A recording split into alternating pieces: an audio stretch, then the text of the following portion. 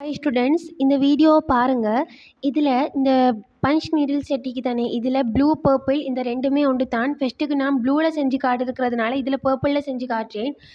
சரியா? அந்த 10 12 இருக்குது தானே, அந்த இடத்துல வச்சு நான் இதில் எப்படி இறுக்கி காட்டுறேனோ அதே மாதிரி நல்லா இறுக்கிக்கோங்க. சரியா?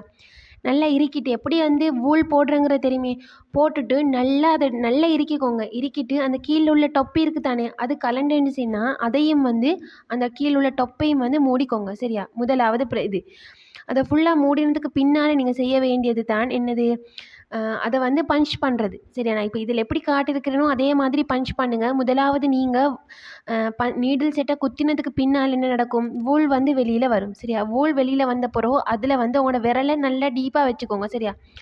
விரலை வச்சுட்டு உங்களோட நூல் எப்படி வரணும்னு சொன்னால் இழுப்படாமல் லூஸாக என்ன செய்யணும், நூல் வந்து வரணும். வந்ததுக்கு பிறகு நல்லா ஃபேப்ரிக்கோட உங்களோட நீடில் வச்சுட்டு நான் இதில் எப்படி காட்டுறேனோ அதே மாதிரி குத்திட்டு எடுங்க. இப்போ இதில் நான் காட்டுறேன்னா முழு நீடிலையுமே ஃபேப்ரிக்குள்ளே உள்ளுக்கு இறக்கி எடுக்கிறேன்னா இல்லை, லைட்டாக மேலால் குத்தியாச்சு, ஒரு நூல் துண்டை உள்ளுக்கண்ட எங்கே கீழ்ப்பகுதி கீழ் துண்டில் விட்டாச்சு, வெளியில் எடுத்தாச்சு, திரும்ப உள்ளுக்கு குத்தியாச்சு, சின்ன நூல் துண்டு வூல் இந்த யான் வந்து கொஞ்சம் கீழே போகும், திரும்ப எடுத்தாச்சு.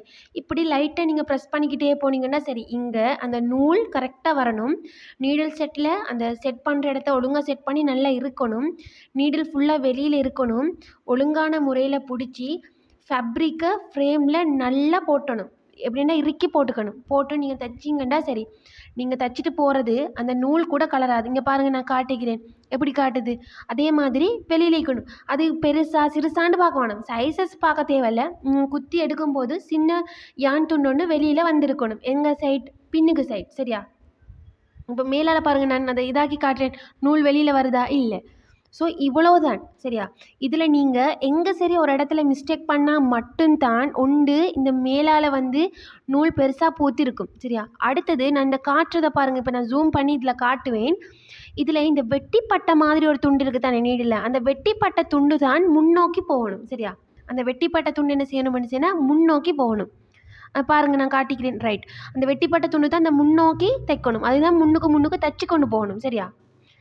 அது தைச்சி கொண்டு போகணும். அடுத்தது வந்து இப்போ சம்டைம் பிழை ஆகிட்டு இப்போ என்ன செய்கிறது, ஒரு இழுத்தீங்கன்னு சொன்னால் எல்லா நூலும் வந்து ஃபுல்லாக கலண்டு வந்துடும். அதுக்கு பிறகு உங்களோட விரலால் என்ன செஞ்சுக்கோங்க, கீழ்ப்பகுதியால் அந்த ஃபேப்ரிக்கை வந்து செஞ்சுக்கோங்க. ஆனால் அது விளங்கும். எந்த அளவுக்கு பிழையாகாமல் தைக்கலுமோ அந்த அளவுக்கு பிழையாகாமல் தைக்கிறதுக்கு ட்ரை பண்ணுங்கள். சரியா? ஸோ இந்த வீடியோ இன்னும் கிளியராக இருக்குமென்னு நினைக்கிறேன். வீடியோவை பார்த்து கொஞ்சம் நல்லா ட்ரை பண்ணுங்கள். ஏழாண்டு சொல்லி விட வேணும். ஏண்டா எடுத்தோடனே யாருக்கும் வராது, கொஞ்சம் டைம் எடுக்கும் பழகிறதுக்கு. ஸோ கொஞ்சம் டைம் எடுத்து மெதுவாக பார்த்து ட்ரை பண்ணுங்கள், ஏலும்.